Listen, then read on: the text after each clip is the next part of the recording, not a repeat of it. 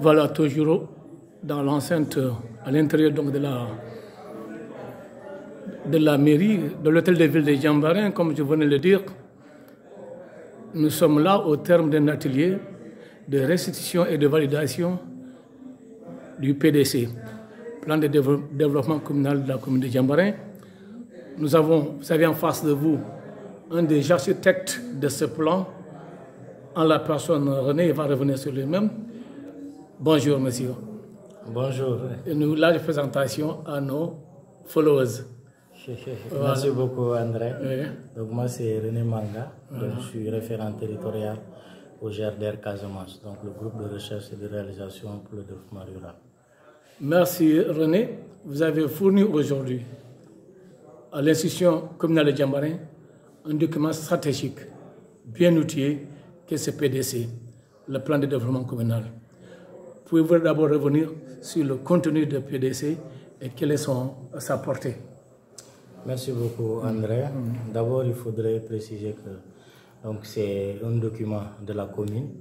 Il est vrai que le GRDR a accompagné techniquement et financièrement l'élaboration de ce document, mais c'est un document de la commune parce que le processus d'élaboration a été participatif. Donc tous les acteurs de la commune ont été conviés et ont donné leur contribution dans ce document-là. Donc nous savons que depuis 2015, la commune ne dispose pas de document de planification. Donc c'est pour cela que, avec la collaboration, grâce à la collaboration avec le GRDR, ils ont mis l'accent sur l'élaboration d'un document de planification. Donc le processus a été enclenché depuis le début de l'année.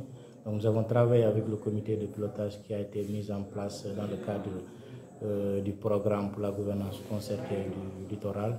Et également les chefs de service et tous les acteurs importants qui interviennent au niveau de la commune. Donc cela nous a permis de ratisser large, de pouvoir toucher tous les secteurs phares de la commune. Donc, que ce soit le domaine social, le domaine économique, les secteurs d'appui à la production, le domaine environnemental, donc le domaine gouvernance et partenariat. Donc, tous ces secteurs-là ont été revisités ici avec les acteurs. Donc, aujourd'hui, c'était juste l'aboutissement de ce processus-là. Donc, il s'agissait de restituer et de valider tout ce qui a été fait avec les acteurs de la commune. Et cela s'est bien passé avec la présence du maire. Et concrètement, qu'est-ce que le PDC peut porter comme sur la commune? Donc le PDC est important et capital et même obligatoire pour une commune. Donc depuis l'avènement de l'acte 3 de la décentralisation en 2013. Donc c'est comme le miroir de la commune. Donc ce document-là nous permet de voir tout ce qu'il y a dans la commune, les atouts, les potentialités et aussi les défis à relever. Donc tout bailleur, tout investisseur, tout partenaire devrait se baser sur ce document-là pour intervenir au niveau de la commune. Donc c'est un document très important parce que dans ce document-là, il y a la vision de la commune, il y a l'objectif de développement, il y a les axes de développement et également un plan d'action prioritaire. Donc sur 5 ans, sur ce plan d'action prioritaire, donc certaines actions ont été tirées pour élaborer le plan annuel d'investissement. Donc ce sont des actions jugées importantes, prioritaires pour la commune à réaliser au niveau de ces 5 dernières années. Voilà, donc c'était pas évident d'arriver à ce niveau. À l'arrivée, ça a été une très belle présentation qui a suscité la satisfaction générale, à commencer par le premier magistrat de la commune, M. le maire Tombongay, qui n'a pas tari d'éloge vis-à-vis de la qualité justement du document à lui présenter. Qu'est-ce que cela vous dit? Non, bon, moi je me dis juste c'est le fruit de la collaboration, le fruit d'une démarche participative, parce que il est vrai que c'est le GRDR qui a piloté la rédaction, l'élaboration de ce document, mais tous les acteurs ont contribué à ce document-là. Donc, je pense que vous vous rappelez, lors des ateliers de diagnostic participatif, donc tous les acteurs étaient là et chaque phrase, même chaque mot a été discuté ici avec l'ensemble des acteurs. Donc, c'est juste dire que la démarche a été participative et le contenu est inclusif. Le contenu ne pouvait que refléter les besoins du territoire, les besoins des populations locales et également le maire ne pouvait que se retrouver dans ce document-là. Donc vous êtes vraiment d'avis que ce document est un parfait outil de planification, de développement et de plaidoyer pour assurer à la commune de Diambarin un développement durable et harmonieux. Parfaitement, parce que comme je l'ai dit tout à l'heure, c'est un document qui est obligatoire même pour la commune, parce qu'une commune doit savoir où elle est et où elle veut aller.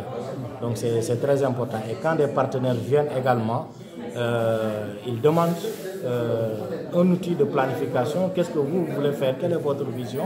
Donc c'est le document-là que la commune doit présenter aux partenaires.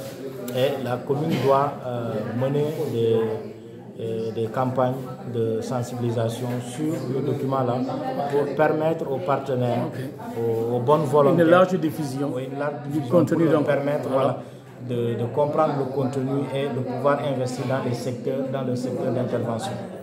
Est-ce donc c'est la fin donc du document, des travaux, et c'est aussi la fin du compagnonnage de l'institution communale de Diambarin avec le GRDR?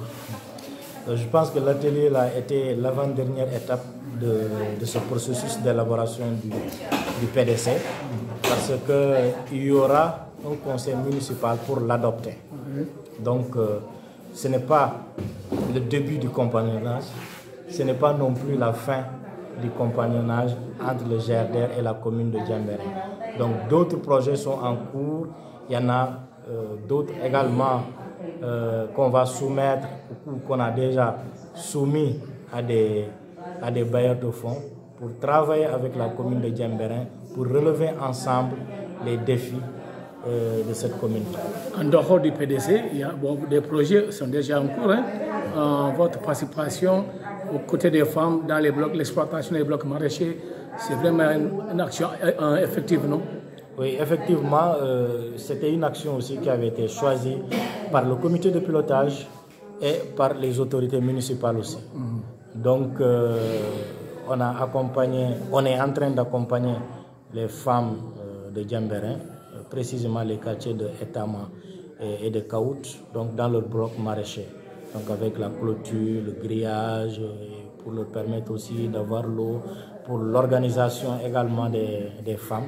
Donc c'est le travail là que nous sommes en train de faire avec la mairie, la contribution de la mairie, de l'ambassade de France, de Proval et d'autres acteurs aussi qui ont manifesté leur volonté à accompagner le maraîchage dans la commune de Diambarin. Ce n'est qu'une phase expérimentale parce que l'objectif est de pouvoir développer le maraîchage dans toute la commune parce que dans chaque village il y a des blocs maraîchers. Donc là, juste c'est une phase expérimentale et donc si le projet réussit, on verra comment pouvoir répliquer ça dans les autres villages. Mais dites-nous, comment va votre collègue Augusto, avec qui vous avez abattu le travail donc, dans la production de ce document? Comment il va? Et il se trouve où? En tout cas, il a manqué quand même, justement. Voilà, il nous a manqué. Oui, Augusto, c'est mon doyen. C'est quelqu'un qui est expérimenté dans ce genre de travail. Donc, il est actuellement le coordinateur intérimaire de la cellule du GRDR de Boké. Donc ça c'est en Guinée. Oui. En Guinée-Conakry. Oui, en Guinée-Conakry. Il va bien. Il doit être de tout cœur avec nous. Oui, bien sûr. On a parlé même avant l'atelier là. Oui. Ok. Merci beaucoup. Merci beaucoup. Vivement. Merci.